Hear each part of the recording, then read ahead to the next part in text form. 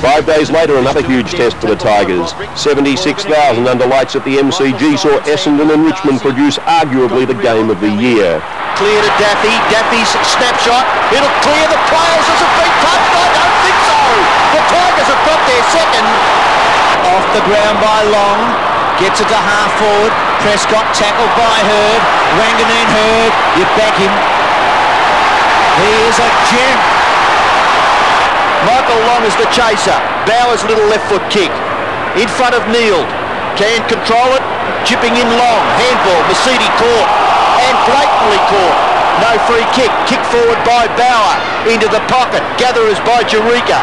Just loses his footing, but able to get up quickly. Throws it onto his boot and scores the goal of the night so far. Down by 5 points at quarter time, Richmond trailed by 2 goals at the long break. Only 2 points separated the teams at three-quarter time.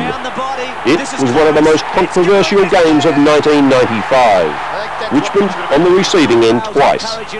Michael Gale had his collarbone dislocated in a clash with Peter Somerville.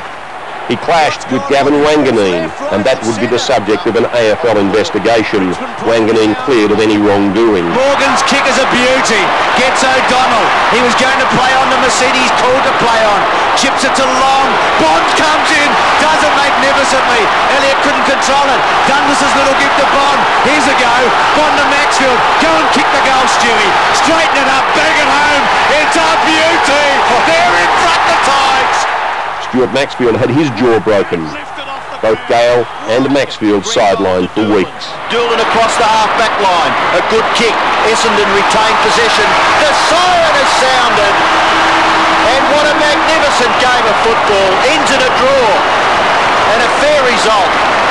They have kicked 15-11 apiece. Essendon and Richmond. Look at Campbell. Outstretched. The cramp on the Essendon player. And a drawn game, a fair result. The end was dramatic. The 120th draw in AFL history. Essendon second for the season. And the looks on the faces of the players in the dressing room later told the story. A camera Essendon had filming behind the goals captured the whole incident. Wanganeen attempts to shepherd off Gale, who then jumps up and fronts the former Brownlow medalist. They appear to push one another before Gale collapses in a heap.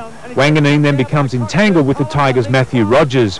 The Bombers will also tell Martin Ahmad that the graze on Gale's forehead was caused by the players accidentally standing on his head while grappling. Essendon General Manager Roger Hampson, who viewed the tape today with football manager Danny Corcoran, is confident their man won't be charged. I think it's really an Academy Award performance for he went down for so long. The videotape clearly shows that there's no substance whatsoever in the incident. Meanwhile, Mr Ahmad has already met with Richmond's Michael Gale, Chris Bond and Matthew Rogers this afternoon at the Punt Road Oval. Have you learned anything that you didn't already know? Oh, well, obviously I have, yeah. I've got the response from Richmond, and now it's up to Essendon. See what they say. He will view the Essendon video and speak to Gavin Wanganeen later tonight before reporting back to the AFL tomorrow.